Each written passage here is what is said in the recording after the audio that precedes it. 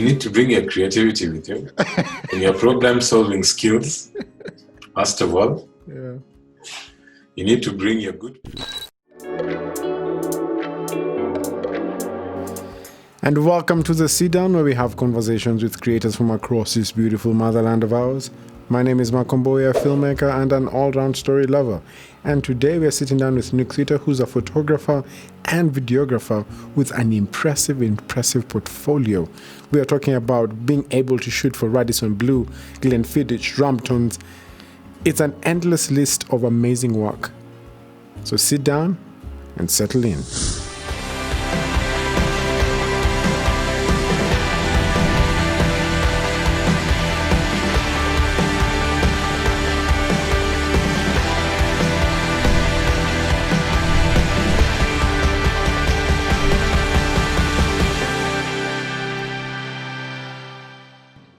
Thank you so much for agreeing to do this. Now, to jump off on the more technical-ish conversation, what tools do you feel like for someone who is not necessarily starting, like they don't know what they're doing, but for someone who maybe was at that point where they're willing to give their lives into the industry and to start as a cinematographer, as a videographer, what tools do you feel like would be most important and why?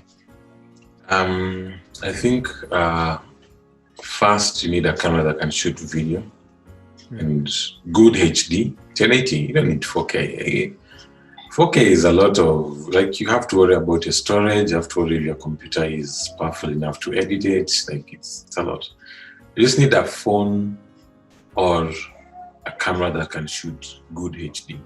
Yeah. And phones have come a long way. Like footage you can get off phones now is ridiculous, man. Yeah. So you can invest in a good phone that has a good camera and enough storage. That way you don't have to worry about lenses, this, that. Of course, they have their own limitations.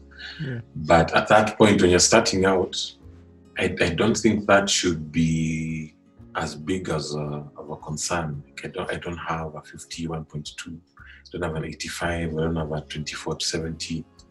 Work with what you have, because you can tell a story with the most basic of tools. Yeah. A camera, good light, and good audio. If your content is going to have people talking, you need to invest in a mic. You need to invest in a good microphone. It doesn't have to be expensive. Like I said, I got a lapel mic for $25. Yeah. Shipping was $15 here. Yeah. The limitation with that is that it came with a 6-foot cable, so I couldn't have my subjects too far away or whatnot, but I can do an interview very comfortably knowing that I'm going to get good, crisp audio. Yeah. So you need good sound. You cannot underestimate how good sound makes a big difference when you're watching a video. You need, and I think I've come to learn this much later. You need an ND filter.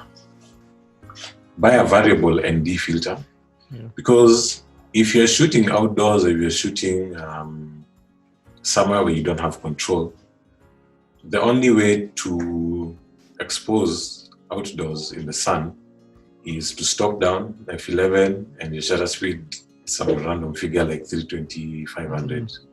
Your video is going to look nasty. It's going to be very choppy, very sharp.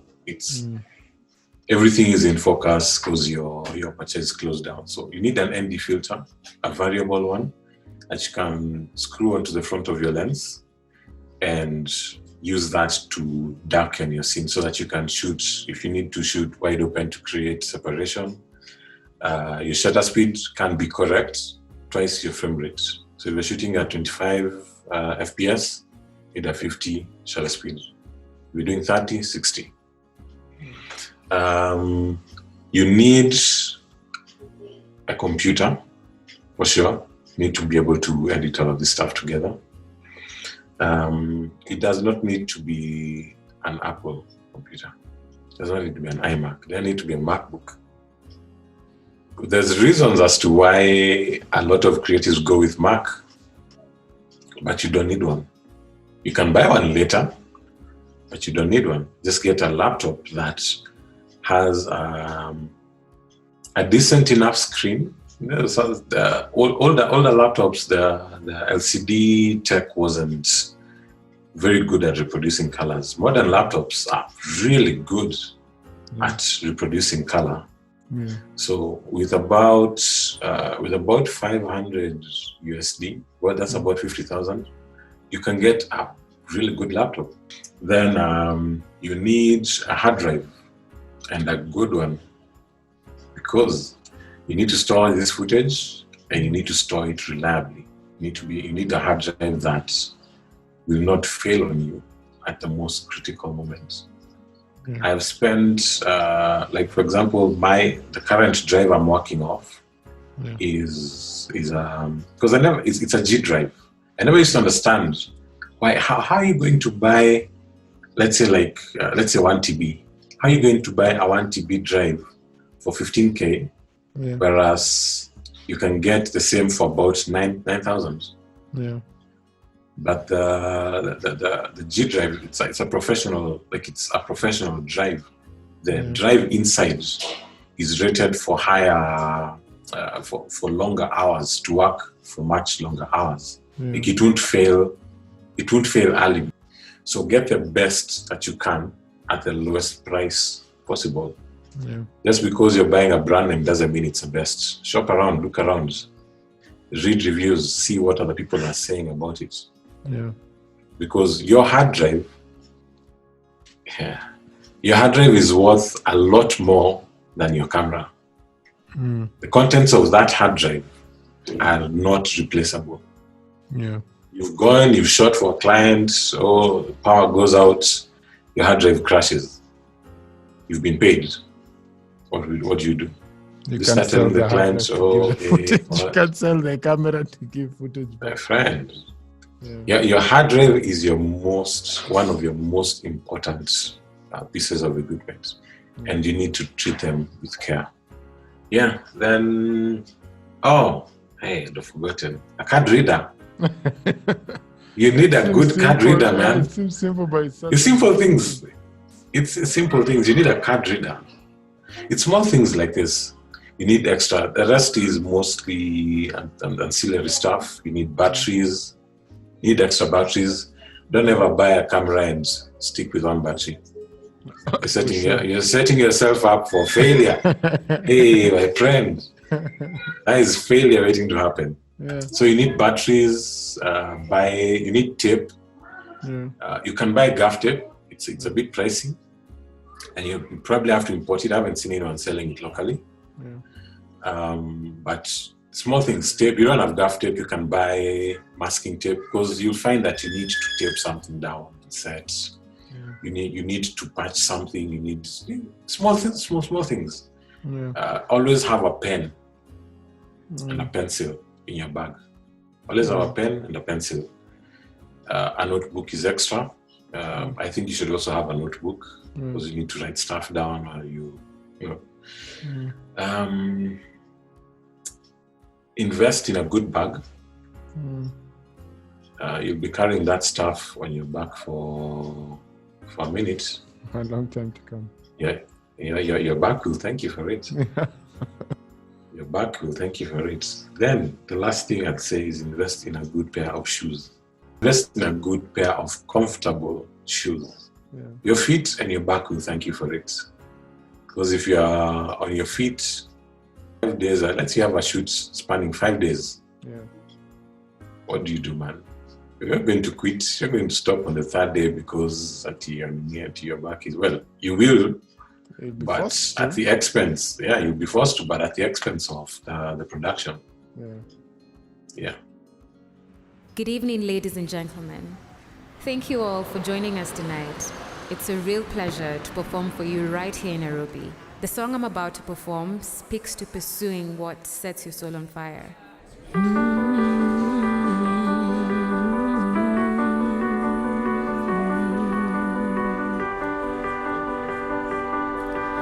I wonder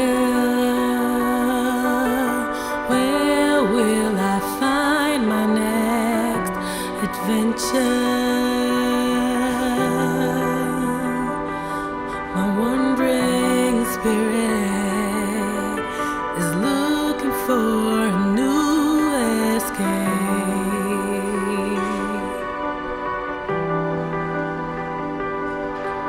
I long for the sunset. I dream of the city light to drive off, hit the open road to get away.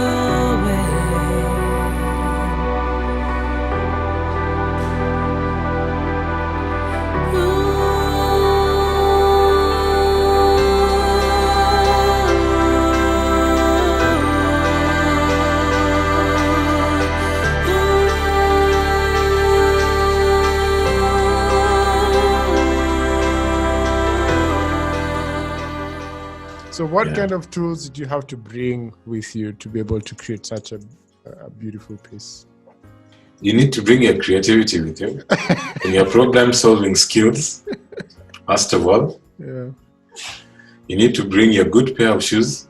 yeah, This is before you even start. yeah. To bring your creativity and problem-solving skills, you need a good pair of shoes. Mm. And well, for this production, I did this production when I was with Backdrop Production, Yeah. and this was one of the this was a sizable production because we did this over the course of I think 5 days. It was 5 or 6 days, yeah. And we had quite a number of toys to play with because What kind of toys are we talking about here? Maybe you can give us the secret sauce. The secret sauce. A motorized slider. You can see there's a lot of shots where the shot is moving and the parallax, what's it called? The perspective is shifting. Yeah. We were using a motorized slider. We were using what are they called? iFootage. It's an iFootage shark slider. It's really nice. It's really dope. I like it because it's modular. Because it comes in, I think, pieces at maybe about 1.5 to 2 feet. Yeah. Yeah, they come in the pieces, and then you just join them. So you can have a slider that is this long, or you can have a slider that's about 30 feet long. Yeah. Gimbal, of course, Ronin S, or was our enemy. No, we had a Ronin S and Zion. Before the Ronin S came out, we'd acquired Zion M2. So, but now since we had several cameras, also having 2 gimbals allowed 2 people to film at the same time different shots. You don't have to wait for one shot to Isha, then start the next one. Or you can have 2 angles of the same thing. You see that shot where we seem to be moving through the hotel, like from the lobby going in. We had a Segway. We had a Segway. Yeah. So you get on it, and because you control it with your feet and your knees, you just get on it, hold your camera steady, set your focus, because we're not on autofocus. Our focus point was, I think, we were shooting rather deep actually. We weren't very shallow here. For some of the shots, focus isn't very shallow. But you set your focus points to almost to like maybe 3 meters, or because you measure how far is the nearest person to you or the nearest object. Do you want that in focus or not? The farthest part, the farthest thing that you want to see. You can see the light. That one doesn't. The name of the restaurant, Ladder. It's not in full focus, but that's fine because it's such a big item in the frame and it's so bright. It's fine if it's out of focus. There are some decisions that you have to make when you're deciding what focal length to use, what aperture, and all that. But yeah, hold a gimbal to keep the camera steady, then to eliminate the steps and to also allow for very smooth movement. Get on a Segway, For guys who don't, if you don't have a Segway, you can use what are they called? The things that we used to call hovercrafts. They're not hovercrafts. Hoverboards. Yeah. The things that used to spontaneously combust in the maze, and they were banned on planes. Yeah. So they allow you to move very smooth. It's like instead of having a track or a long slider, just get on that, hold your camera with your gimbal, and just lean forward on an aisle.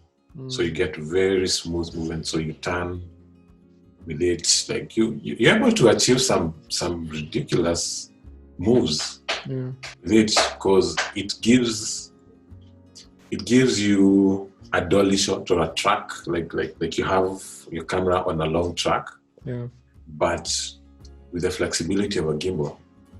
Because the problem with the track is setup. The setup time for that takes a lot of time, takes a lot of manpower also. Set up, and it takes up a lot of space. So problem solving skills, you want a shot.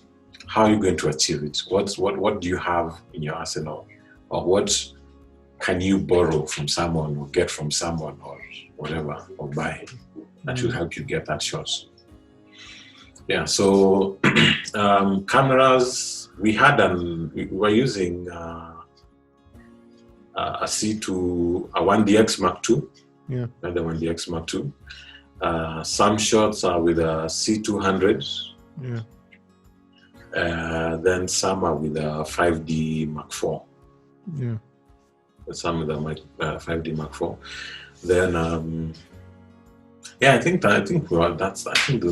what we're using mostly. Did you accent the lighting, or did you just use the ambient? Yes, there's a lot of lighting. Now for this project, it was also a little higher budget than most. So we were able to get a professional gaffer in to help us. So I think he had a 2K, he had a HMI at 2.5. I think he had a 2.5K. We had an 800 watts tungsten that for the lady on the keyboard, on the piano, we had a spotlight because we wanted to make it look like a stage, like she comes to perform there. So we rigged a light up high above her that was spotlighting her and the piano. Then the lounge wasn't actually too dark. Where we were shooting wasn't too dark. So we just needed to add light, like to just boost the ambience. So the 2.5 was in one corner, throwing light in one direction, from the direction of the main door, because the direction of the main door we had cool lights. The lighting on that side was much cooler than the lighting on the side of the bar, on the opposite ends. So we had that just come in. So we, depending on the shot, we'd move it around so that we don't see the light. What about There's a sound? whole bunch of a sound. Important in this particular? Yes, sound was important. I was doing Foley. Now this is where my radio background comes in handy. It's amazing how the past becomes the present. There's nothing that we learn that doesn't come in use. So because of my radio background also, I was able to, like, not just for that production but for a lot of what we did, I was able to help make decisions, sound-based decisions that would improve the overall production and how the video turned out. So for this one, we were using a Rode NTG3 shot. I think is that an NTG3? What you have there? Or is that a Sennheiser? It's a Rode. It's a Rode. But we had a mic like that. Then we had that's what I would use on a boom pole plugged into a Zoom H6. Collect Foley just all around the hotel. Like what are we shooting? What are the scenes? People walking. We'd have like a smaller Rode, the Video Mic Pro on the camera for some shots. Where Foley is specific to what's happening. But for most, I'd be there with a boom. If it's in the kitchen, something's frying or being chopped, I'm over there holding a boom just over the chef's knife over near the fire, something frying. Yeah. For the song, that song was written for that spot. Oh wow, amazing! It's a Yeah, beautiful, it was written song, for that. man. So we got the music. I think we got the instrumental first. Yeah. Then we got someone to write for the video with that instrumental. So they listen to the song, then they write like what are we trying to talk about? What are we communicating? All that. Yeah. So the song, the instrumentals and the vocals are two separate things. It's not a song. We mix. I'm the one who mixed them. Yeah. So we had the Rhodes. I don't remember what it's called, but that's like a professional condenser mic. Yeah. That we had we use for when doing VO, when we need to record VOs or to record something like in a very sterile environment. So we'd create like a booth set up with some sound blankets and that. So that just rig that up on a boom arm, make it look like it was, she was singing for the crowd there. She was performing. I know. I mean, that was some amazing, beautiful stuff. And I think that's the best place for us to end this conversation for today. I feel like anyone who will be able to watch this or tune in will be able to learn a lot about what kind of tools we're talking about in terms of creating beautiful images. So I'm so grateful that you took your time, and I'm so grateful that you shared all this knowledge that you have. Is there anywhere people will find you if they have any questions to ask? Yeah, my website is www.nicthuita.com. I have some of my stuff on there that you can have a look at. You can also catch me on Instagram, Twitter, Facebook. It's all the same, Nic Thuita. Yeah, and that's about it. There's an email, there's a contact me page on my website, but you can also send me a DM and I'll respond. If you have any questions, if you have anything to say, a comment, reach out. I'd be sure glad to help them. Right, the whole point is to help people grow, people learn, share information. I appreciate you, man. Thank you so much for sharing, and thank you so much for participating on this conversation and the sit down. Thank you so much for having me, man. It's been fun. I hope someone learned something from this. Yeah, I'm sure they will. 100%. Have an amazing day, man. You too, have an amazing day. Thank you so much for watching, and remember you can catch a more in-depth conversation that I have with Nic in our podcast. Link in description. See you on the next one.